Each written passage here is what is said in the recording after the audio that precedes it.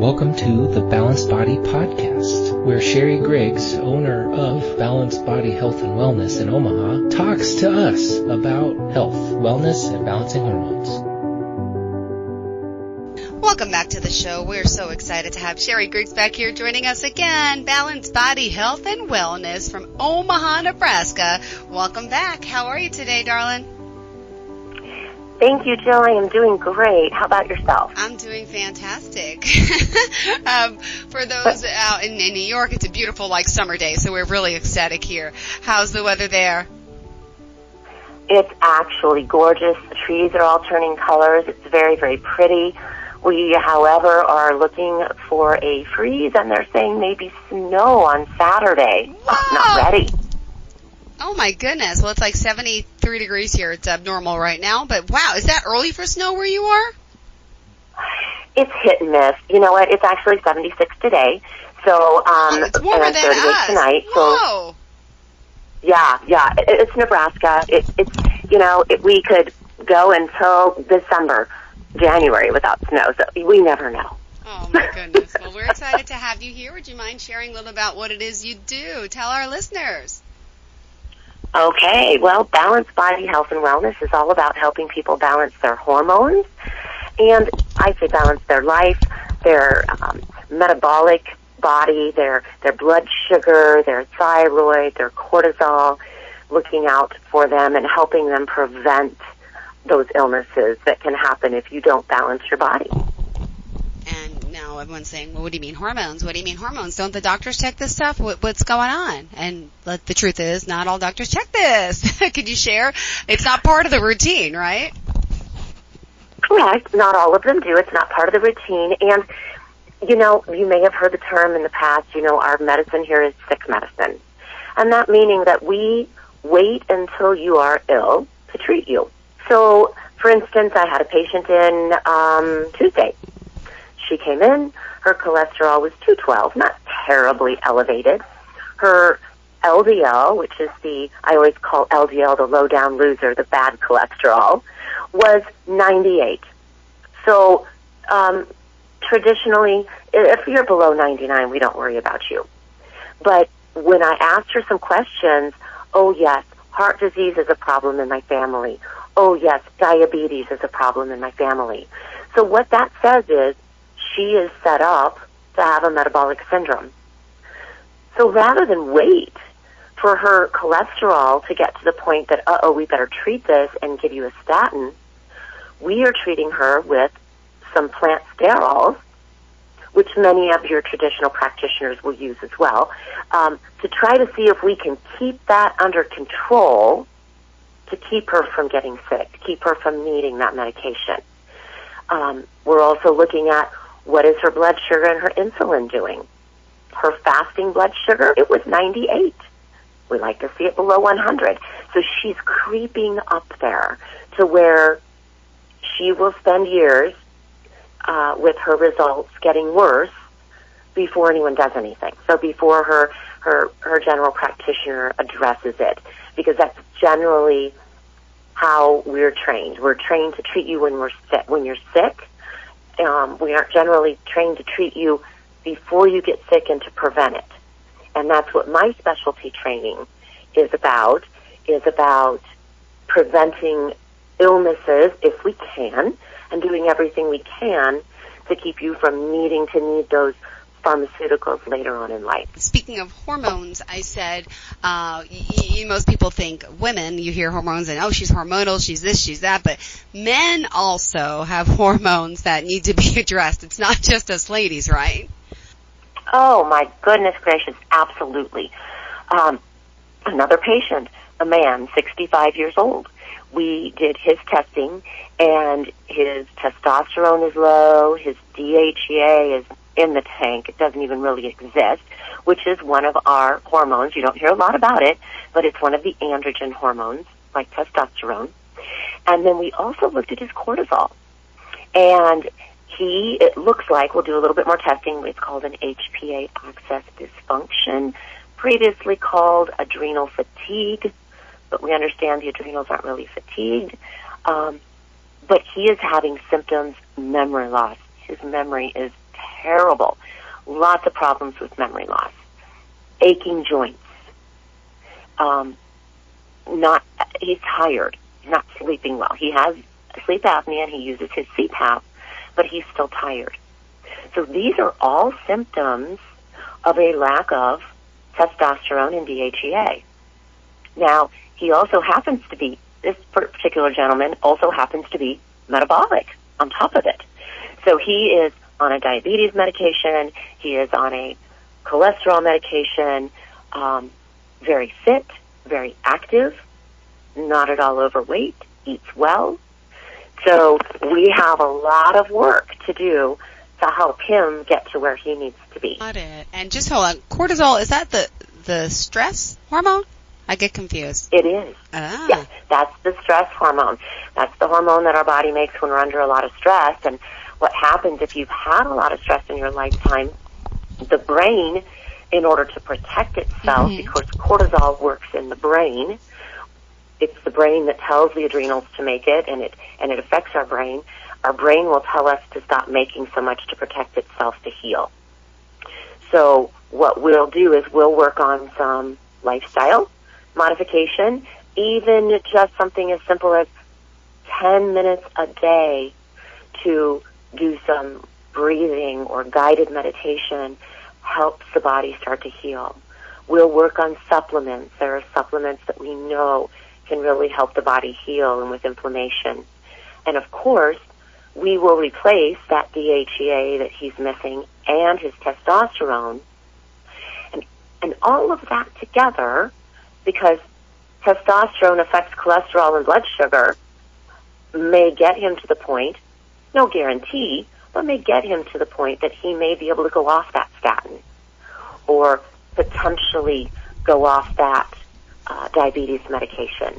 Now, I will preface, because I don't want anybody to think, oh my gosh, if I'm diabetic, I can take supplements, I no longer have to take my medication, that he in particular had started that medication when he was considered pre-diabetic, right? So they didn't consider his blood sugars to be running high enough that he needed medication, but because he was metabolic, I had him recommend to his practitioner that he be given a diabetic medication that also protects the heart, because his father had died of a heart attack. So we convinced his primary care doctor to do a little prevention. Yeah. In the pharmaceutical sense, because generally that's what most primary care physicians are trained. In fact, one of the physicians I was working with said, well, why don't I learn about this stuff in medical school? And I hate to be the one to say it, but we all know there's a lot of money in pharmaceuticals, and we all know money talks. And so if they were to learn in medical school prevention and the use of things outside of pharmaceuticals, then the pharmaceutical companies wouldn't be making as much money, and they probably wouldn't like that very much. So I provided him with a whole large amount of medical studies, evidence-based medical studies, which is what we as practitioners, doctors, nurse practitioners, physician assistants, that's how we are to practice on evidence-based studies. Not just, well, my friend did this and it's actual studies. Provided him with a large amount of studies so that he could see they are out there. The studies are there. This is evidence-based medicine, but you and I can both guess why you don't learn it in medical school. You have to go outside of traditional medicine to learn how to treat people outside of pharmaceuticals.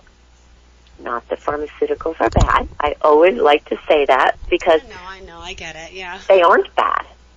Yeah, sometimes we really need them, and they're very, very important to improve the quality of our life and the longevity. So I always want to make sure that I say that. I don't ever want anybody to think that I do not believe in them, that everything has its place. Absolutely, with a good point. And would you mind if we took our quick break here? Could you share how we could reach you? I'm sorry, what? Oh, we have to take our quick break here. Would you mind sharing how we could reach you? Yes. You may reach me at the email, info@balancedbodymedical.com. You may call me at 402-807-5333, or go to my website, www.balancedbodymedical.com, where you can sign up for a free 15-minute phone consultation. Perfect. We'll take a quick break here, and we'll be right back. Excited to hear there is a free consultation. It can't hurt to reach out no matter where you are. Really, it's beneficial to everyone, males, females, and especially for us ladies over our 40s, 50s, menopausal age, right? Is that mostly your clientele? At this point it is. I do have a couple gentlemen scheduled to come in, but at this point it is, because women suffer so much more than men when it comes to menopause. Welcome back to the show. We're excited to have our guest here talking about, well, so much that's important that we may take for granted. Yeah, it's a simple word. Hormones. She's helping people, more of a functional medicine type holistic approach, I guess I can call it. But again, we're not saying don't go to your doctor. That's important too, but Sherri Griggs really has a lot of experience with helping men and women with their hormonal changes. As she mentioned right before the break, a lot of us in our 40s, 50s, that's me, and older, I think a lot of us do have some more issues, do I say, or hormonal issues that need to be balanced, especially because, it's coming to that point of menopause, which I want to ask you about. Quick question. Some early signs of menopause for someone like myself. Could you share some of that? Are you familiar? Right. Well, and here's interesting. One of the things, I have a patient coming in next week that's 32 years old. So she is already starting to have some of those early symptoms. And it was her mother who said to her, I think you're having some hormone issues. Now, 32 is awfully young for that to start happening. But we do start to lose some of those hormones at the age of 25 and again at 35. Her symptoms, increased anxiety. Where is this coming from? I've never really had a lot of problems with anxiety in the past. But all of a sudden I'm starting to feel anxious about things that shouldn't bother me.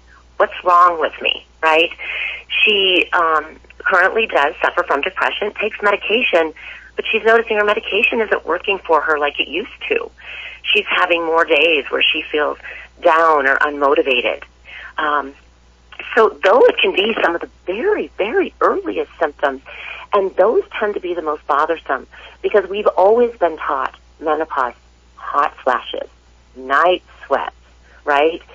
A little bit more starting to learn about the memory loss that can happen. But the anxiety and the depression isn't something that people tend to know a lot about, or that, is even really talked about, right? Because our history of, and I'm not saying anxiety and depression is mental illness, but some people think of it that way. So our history of talking about these things, of talking about feeling depressed or feeling anxiety, is not real good about us being open about that. So those can be some of the very first symptoms, and the most ones that are disconcerting to the woman, because she has no idea why this is happening, where this is coming from, and what is wrong with her. And that can start fairly early before any of the other well-known symptoms start. Memory loss is one that, if you don't mind, I'll touch on a little bit. It's the not being able to think of words. Okay. What is that word? I can never think of words. And then you notice it increasing. And you start to worry about, oh no, am I getting dementia? Am I getting early onset Alzheimer's? No. It's very possible your hormones are just start to fluctuate on you. Your cycle might still be normal. So you don't even think that it could be a sign of menopause. Testosterone in itself has a lot to do with our memory, does not affect our cycle. Our estrogen affects our cycle, and our progesterone can as well. It obviously, those two work hand in hand. But testosterone can have a lot to do with memory. So that can be one of the first that starts to decrease in our body. We start to notice some of these little symptoms. Then comes our progesterone, and that's our relaxation hormone. Mm-hmm. That's when you start to feel the anxiety. Wow. Start to have trouble falling asleep or trouble sleeping when you always slept before. And then you find your brain racing when you can't sleep. So those are just some symptoms that are very, very common, but not necessarily talked about or passed down. And when they say irregularity with your cycle, what does that mean? Is it just missing, skipping, getting your cycle earlier, or could it be, which I'm 45, I've been bleeding for now 8 days instead of like 3 or 4. Is that a sign of menopause, heavy bleeding, or is it less bleeding? Actually, it's a sign of menopause, and it can be either. So what can happen is your cycles can get further apart. They can get closer together. You skip cycles. You bleed longer than you've normally bled. You bleed heavier than you've normally bled. As you start to lose progesterone, right, then the lining of the uterus can become thicker, and you can bleed longer and bleed heavier. It can start to lead to potentially some fibroids.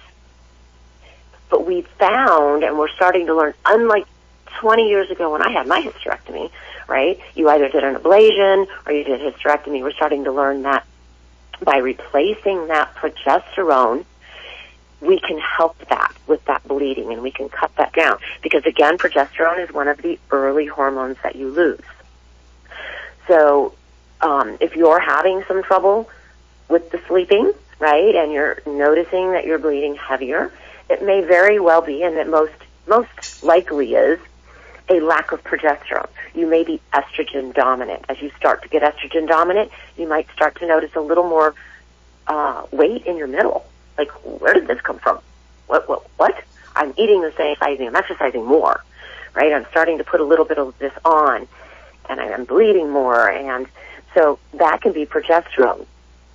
Another way for women to think of this, too, is if a woman has ever had an IUD, like the Mirena IUD. It has progesterone in it. And when they have those IUDs, some women don't bleed at all, or they bleed very, very little because it's the progesterone. So without getting your whole list of symptoms, Jill, I would probably guess it's a progesterone, a lack of progesterone. Interesting. I called my doctor. I left a message. I don't think it's urgent, but they haven't gotten back to me. But I'm like, maybe I should go in for some more blood work. I was just there, though, like 2 months ago. So I'm like, it's like everyone was okay back then, but were they really looking deep enough into the progesterone? I guess you got to be your own health detective at times, right? You do. And they may not have looked at that. Mm-hmm. That is not the normal blood work. The normal blood work is not to pull up hormones.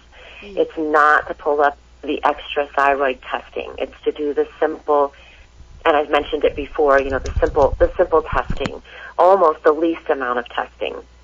And not because the doctors don't want to do more. That's insurance dictates to them what they can and cannot do and what they will allow or pay for. So, and then, of course, if you're still cycling, you very much want to try to make sure that testing takes place between the 19th and 21st day of your cycle. And it can be a little challenging to figure out when that is if you're not bleeding routinely or on a regular basis. But it's best to test it during that phase. Got it. So hold on, 19 to 21, you said what phase are we in at that point? So at that phase, between 19 and 21, you're going to be in, oh my goodness. Well, it's the phase that can determine the progesterone. That's all. That's what I'm looking for. Because I remember the FSH has to be done 3 days in, I think. Not positive because that's probably, is that related to fertility? Yeah, I think they always make sure they want to see your FSH at day 3. I don't know what that means, so I have no idea. That's because you're in your follicular phase then, and they want to see that that's up there so that it's telling the ovary to release an egg. Got it. So 19 to 21 is going to be in that luteal phase. All right, thank you so much. We want to see where your hormones are at that point. All right. But now all this testing, though, seriously, you can do. Like, you send a script. So how does it work to work with someone out of state that doesn't get to meet you in person and does a virtual session? You were kind of cutting out. I'm sorry, Jill. What was that? Oh, sure. I said, how does it work if someone's in another state? Could you go over the process? You send them a certain script. They go to a lab. How do we get this testing done through you? So if you live in another state, you have to visit me, because I can only practice in the state I'm licensed in, and so you would have to come see me a minimum of once a year. We could do visits after that over the phone, and I can send you prescriptions in other states, but you have to have come seen me. So that's the nice thing about the free 15-minute phone consultation, is we can decide, can I really help you? Now, if you decide you absolutely just do not, Sherri, you're great, I can't do it, right? I can't afford it. I don't want to come to Omaha, Nebraska. Then there are other practitioners that are part of the, if you're going to do the menopause method or A4M, or even the Institute of Functional Medicine. I'm part of all of those great programs where I could find you a practitioner in your area who practices similarly the way I do.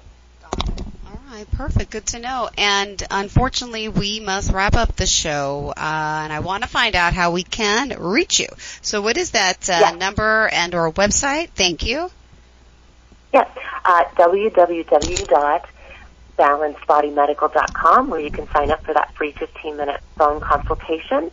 You can email me info@balancedbodymedical.com or call me at 402-807-5333. Perfect. Thank you so much. Always a pleasure to have you here, and best of luck. I know you mentioned you're working on some stuff with your website, Guy, and I guess we'll see you on a Zoom soon, all right? This has been the Balanced Body Medical Podcast with Sherri Griggs, owner of Balanced Body Health and Wellness. If you're looking to find Sherri, go ahead and look for the website, balancedbodymedical.com. If you're looking for the business and you want to find Sherri at her office, you can find her at 10815 Elm Street in Rockbrook Plaza. Thank you.